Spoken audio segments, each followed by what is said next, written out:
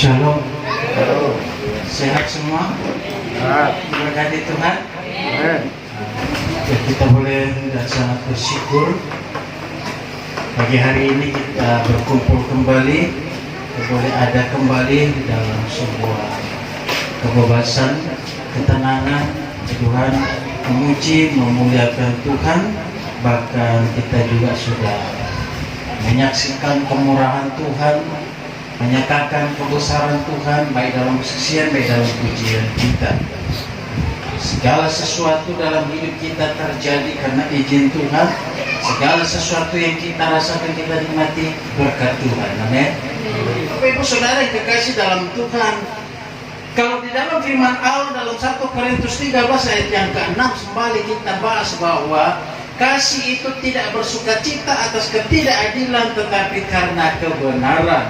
Ya Bapak Ibu Saudara yang dikasih dalam Tuhan, kita mau belajar di dalam sebuah kebenaran yang dikatakan bahwa kasih itu adalah kebenaran. Kita mau membahas tentang apa sih berkat kebenaran itu.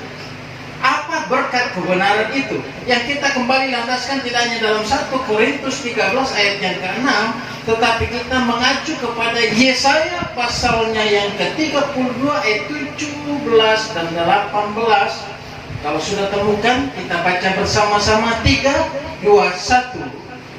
Di mana ada kebenaran, di situ akan tumbuh damai sejahtera, dan akibat kebenaran ialah ketenangan dan ketentraman untuk selama-lamanya.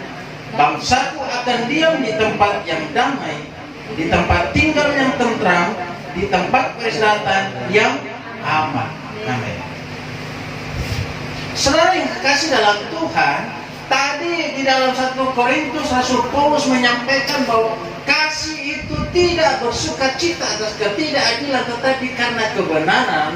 Lalu mengapa kita harus mengacu, bertolak, melakukan segala aktivitas kita, pemikiran kita, hati kita, perkataan kita, pendengaran kita, penglihatan kita harus tertuju pada sebuah kebenaran?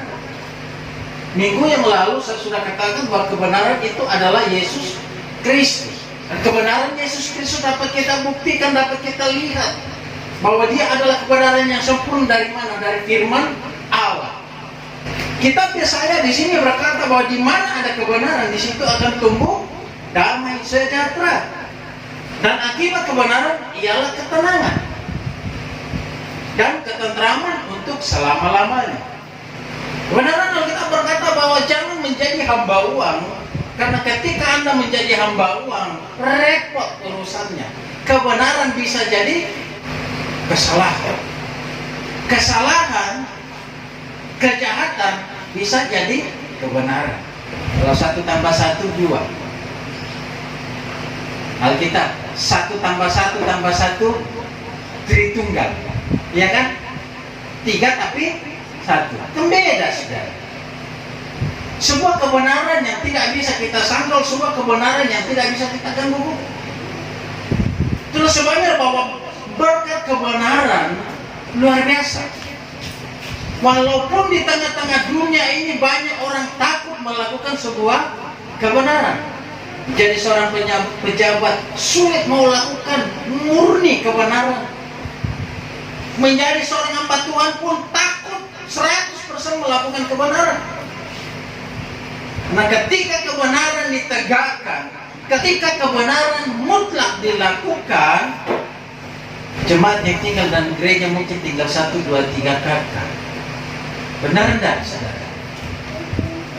Kalau peraturan gereja, aturan dalam gereja diberlakukan sesuai dengan firman Allah, saya yakin gereja hanya akan tinggal 1, 2, 3 orang. Makanya Alkitab berkata bahwa banyak terpanggil, sedikit yang terpilih. Kalau kita banding-bandingkan, berkat kebenaran itu yang pertama adalah segala kebutuhannya dipenuhi.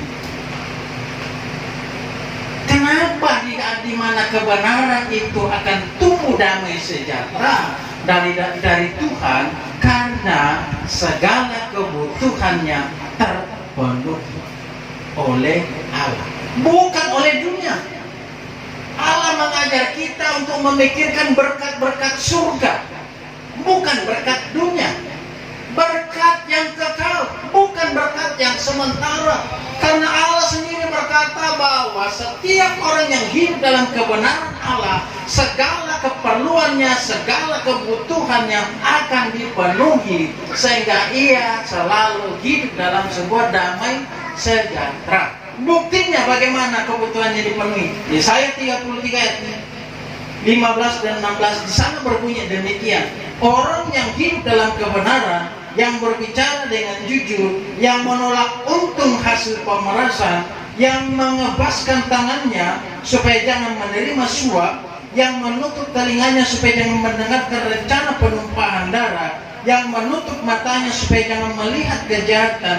Dialah seperti orang yang tinggal aman di tempat-tempat tinggi, bentengnya lah kubu di atas bukit batu, rotinya disediakan, air minumnya terjamin. Lengkap enggak, saudara? Utuh enggak, saudara? Mereka orang kata, daripada aku enggak dapat uang. Saudara enggak perlu curang dalam hidup, enggak perlu melakukan ketidakadilan. Anda sudah dijamin oleh Tuhan. Hanya banyak sekarang beberapa pengajaran itu menolak menyimpan uang di bank, ikut koperasi, ikut arisan, ikut macam-macam. Selama ikut dalam kondisi dan situasi yang benar itu, sesuai dengan judulnya, akan diberkati Tuhan. Jangan melakukan hal-hal yang tidak benar, yang di luar daripada kehendak Tuhan. Karena di sini orang yang hidup dalam kebenaran berbicara dengan jujur. Kejujuran itu susah didapat. Menolak hasil pemerasan, mengebaskan tangan supaya jangan menerima suap. Dari semua kitab yang ada di dalam firman Tuhan, yang masalah suap dari zaman bahula itu sudah, zaman batu itu Tuhan sudah peringatkan. Karena suap itu mengubah kesalahan menjadi sesuatu yang benar. Tidak pernah suap itu kebenaran jadi yang benar-benar betul-betul benar, tetapi suap itu kesalahan menjadi kebenaran, ketidakadilan menjadi adil. Itu suap. Makanya Tuhan sangat menentang. Menutup telinganya supaya jangan mendengar rencana penumpahan darah. Dalam berbicara tentang kebenaran, saya sudah katakan bahwa sekarang di dunia medsos kita, ya, begitu luar biasa berita dan kabar yang begitu menggemparkan. Yang mana yang benar kita tidak pernah tahu. Firman Allah, kitab banyak dibongkar bangkir orang. Begitu ditanya, tidak ngerti. Saudara kekasih yang dalam Tuhan, kebenaran firman Allah berkata bahwa menjelang kedatangan Tuhan, peristiwa tentang kejahatan bertambah dan terus bertambah. Makanya saudara dan saya tidak usah terlalu itu, berdoa saja. Dikatakan bahwa banyak ahli-ahli kitab bermunculan, saudara. Banyak sekali sekarang ahli kitab. Saking banyaknya ahli kitab, pusing mendengarkan yang mana. Karena ketika ahli kitab berbicara, semua berlandaskan pada kebenarannya. Ahli kitab di Kristen banyak. Tidak ada yang berlandaskan kitab lain, semua kepada Alkitab. Akan memunculkan berbagai macam bidat. Bidat-bidat yang ada di dalam kekristenan, tidak usah kita singgung lagi. Bidat-bidat dalam kekristenan itu banyak, saudara. Banyak sekali. Salah satunya seperti yang children of God, anak-anak Tuhan. Kalau di bahasa Indonesia kan, sekte anak-anak Tuhan. Landasannya apa? Firman Allah. Firman Allah yang mana? Kasihilah sesamamu. Cintailah sesamamu. Maka cinta dan kasih semua sama rata. Pemuja setan? Apakah berlandaskan kitab lain? Oh tidak. Berkat kebenaran yang kedua adalah diselamatkan. Yesaya 45 ayat yang ke-22 sampai ayat yang ke-25. Ketemukan, saya baca di sana. Berpalinglah kepadaku dan biarkanlah dirimu diselamatkan, hai ujung-ujung bumi, sebab akulah Allah dan tidak ada yang lain. Demi aku sendiri aku telah bersumpah, dari mulutku telah keluar kebenaran, suatu firman yang tidak dapat ditarik kembali, dan semua orang bertekuk lutut di hadapanku dan akan bersumpah setia dalam segala bahasa. Sambil berkata, keadilan dan kekuatan hanya ada di dalam Tuhan. Semua orang yang telah bangkit amarahnya terhadap Dia akan datang kepadanya dan mendapat malu. Tetapi seluruh keturunan Israel akan nyata benar dan akan bermegah di dalam Tuhan. Berkat kebenaran yang kedua, diselamatkan. Manusia telah jatuh dalam dosa, manusia telah hidup di dalam dosa, dan upah dosa ialah maut. Saudara dan saya dan semua orang yang hidup dalam dosa pasti mati. Tapi kebenaran yang sesungguhnya, kebenaran yang sejati datang untuk menyelamatkan kita. Oleh sebab itu dikatakan, demi aku sendiri, aku telah bersumpah, dari mulutku telah keluar kebenaran. Nah, apa itu yang keluar dari kebenaran? Adalah firman Allah. Dan firman itu telah menjadi manusia. Siapa manusia itu? Yesus Kristus yang menyelamatkan saudara dan saya. Nah, saudara yang kekasih dalam Tuhan, kurang apa saudara? Hidup dengan Tuhan Yesus, jaminan kekal bagi kita. Akulah jalan, kebenaran, dan hidup. Akulah jalan kebenaran, tidak hanya kebenaran, tetapi hidup. Dan Tuhan Yesus berkata, hidup itu lebih penting. Tapi manusia akhir zaman mengubah, hidup itu tidak penting, kaya itu lebih penting. Tuh, saya sudah pernah juga sampaikan, sebuah gereja mau pergantian pemimpinnya. Lalu sang pemimpin yang baru tidak datang memakai baju kebesarannya sebagai seorang pemimpin gereja tersebut. Ini gereja yang besar, jemaat yang besar. Ketika dia datang, dia memakai baju compang-camping, bau. Ketika muncul di depan gereja, penerima tahu nggak menerima dia? Kenapa? Mau. Tidak diterima dengan baik, tidak diterima dengan senyum. Masuk-masuk aja, mau duduk di mana terserah lu lah. Beda begitu yang datang turun dari mobil, sepatu main kinclong, lalat pun terpeleset. Turun dari mobil, rambutnya pun kinclong. Mobil kinclong, dijemput di depan mobil, diantar masuk paling depan. Sementara pendeta ini, saudara, tidak dihiraukan, dicibirkan, dilirik sebelah mata. Lalu ketika sang pengurus sinode berkata, kami persilakan calon pemimpin yang baru di sini, beliau berdiri, semua tercengang. Apa penerima tamu tidak malu? Apa kiri kanannya tidak malu?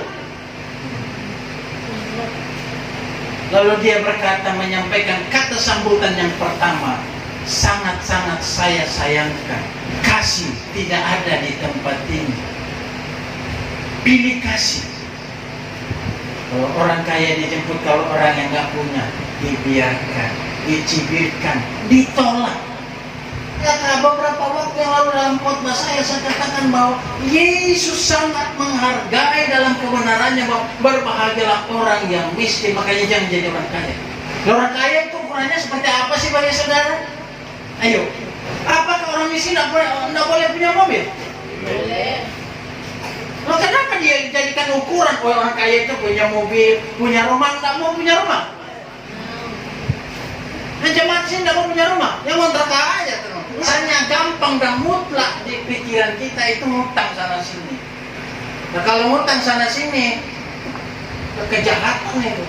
Karena apa? Kalau Anda berbohong, bohongnya di situ lebih banyak, padahal lebih nutupi utang satu dengan yang lain. Sana bohong sana, sana bohong sini. Oh, jahat sudah itu. Nanti mikir lagi di situ. Besok saya pergi bohong kemana lagi ya? Yang dipikirkan itu bohong-bohong ke orang lain. hidup dalam ketakutan. Nanti saya ketemu ke sana, ke gang sana, ketemu dia, bayar utang nggak bayar. Ke sana lagi, ditagih, ke sana lagi, ditagih. Aduh, nanti motorku ditagih, nanti motorku ditarik, nanti ketemu lagi dengan leasing. Rame-rame lagi masuk medsos, motorku ditahan, motorku ditarik. Apa ya aku bilang sama tetangga, pulang tetangga, lo mana motormu yang baru? Dipinjam, bohong lagi. Makanya Tuhan berkata, cukupkan, kau akan diselamatkan. Jadi tidak usah pikir yang banyak-banyak. Ada orang berpikir, punya mobil itu enak. Memang enak. Enak. Tapi Anda pikirkan servisnya, cucinya. Lebih enak pakai sepeda ontel. Yang paling enak lagi yang Tuhan kasih buat. Tapi saudara dan saya tidak mau kan jalan kaki. Mau lah kalau dekat. Dekat aja pakai motor. Ini yang selalu berkaitan dengan damai sejahtera dan ketentraman. Berkat kebenaran yang ketiga, dimerdekakan. Yesaya 54 ayat 14 sampai ayat yang ke-17 berbunyi demikian. Saya baca dari ayat yang ke-13 ya supaya tidak canggung. Semua anakmu akan menjadi murid Tuhan, dan besarlah kesejahteraan mereka. Engkau akan ditegakkan di atas kebenaran. Engkau akan jauh dari pemerasan, sebab engkau tidak usah lagi takut, dan engkau akan jauh dari kekejutan, sebab ia tidak akan mendekat kepadamu. Apabila orang menyerbu, itu bukanlah dari padaku. Siapapun yang menyerbu engkau, ia akan rebah melawan engkau. Sesungguhnya akulah yang menciptakan tukang besi dan mengembuskan api, yang menghasilkan senjata menurut kecakapannya. Tetapi akulah juga yang menciptakan pemusnah untuk merusakkannya. Setiap senjata yang ditempa terhadap engkau tidak akan berhasil, dan setiap orang yang melontarkan tuduhan melawan engkau dalam pengadilan akan engkau buktikan salah. Inilah yang menjadi bagian hamba-hamba Tuhan, dan kebenaran yang mereka terima daripadaku. Demikianlah firman Tuhan. Berkat kebenaran yang ketiga adalah berkat dimerdekakan. Apa itu dimerdekakan? Dibebaskan. Orang merdeka itu hidup dalam ketentraman, hidup dalam kebebasan. Maka kenapa Tuhan berkata jangan engkau berhutang? Supaya engkau tidak menjadi hambanya. Anda hutang beras, lama-lama nggak dibayar, ditagih-tagih nggak dibayar-bayar, Anda bebas nggak makan beras itu. Nanti sebentar Anda makan, enaknya, lalu orang bilang, dihutang. Anda sebentar makan datang ditagih, berasmu belum dibayar. Kan selalu mengejar menunjuk Tuhan akan memerdekakan Anda. Tuhan tidak pernah salah bertindak. Tuhan tidak pernah salah memberi. Kalau Tuhan izinkan Anda memiliki, pasti baik. Amin. Anak itu memerdekakan. Makanya Tuhan berkata jangan hidup dalam hamba dosa, karena dosa itu menjajah. Kita tidak akan pernah tersenyum. Saudara yang dikasih dalam Tuhan, mungkin karena butuh ya. Beberapa di medsos itu maling ATM. Dan gesiknya dengan cepatnya bawa. Nah kira-kira sambil makan itu senang enggak? Enggak loh saudara. Mau sambil makan itu pasti matanya lirik sana sini, tengok sana sini. Bukan pemilik bank yang datang, polisi yang datang sambil makan ini. Polisi datang. Jadi kalau saudara walaupun dapat cuma 1.000 perak, begitu makan, kasihannya cuma untung dapat 1.000 perak. Tapi Anda tersenyum-senyum di situ, walaupun Anda urut dada, makan tempe goreng, tapi Anda lebih lebar. Hiduplah bijaksana. Karena berkat kebenaran itu segala keperluanmu Tuhan jamin. kau akan diselamatkan dan Tuhan akan memerdekakan engkau. Saya baca kembali Yesaya 32 ayat 17 dalam firman Allah yang hidup dikatakan, kebenaran akan menghasilkan damai sejahtera dan mendatangkan ketenangan serta ketentraman untuk selama-lamanya.